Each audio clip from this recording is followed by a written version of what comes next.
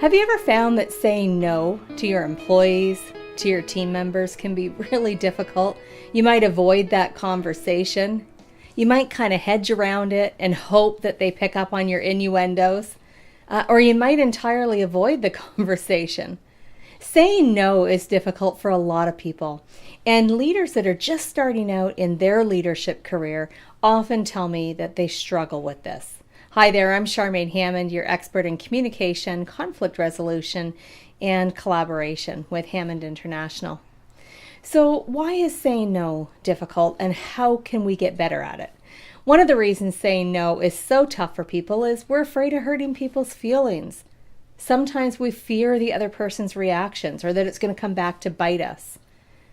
Sometimes we're not feeling confident in our own decision. Therefore, saying no is so much more difficult. So what can we do about it? How can we make saying no more comfortable? Because as a leader, you have to say no sometimes. There are requests that you absolutely can't guarantee or approve.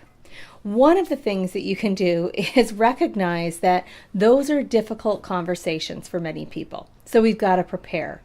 You've got to script out what you want to say, those bullet points, the important points, and actually practice them.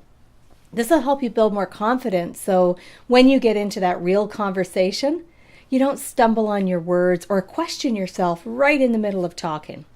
The second thing that we can do to build more confidence around saying no is to actually have your ducks in a row, do your research. So if you're saying no in response to a policy or a directive in your company, then it's important to be able to provide that information to the employee, to explain that.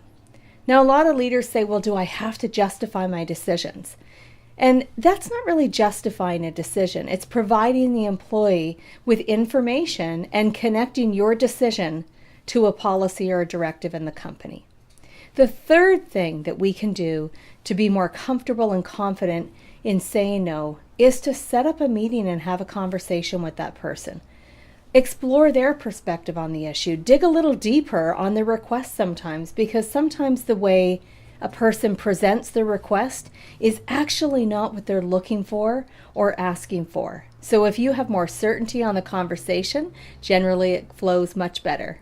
I hope those tips help you. I'm Charmaine Hammond, your expert in communication, conflict resolution, and collaboration, and you can find out more about me at charmainehammond.com.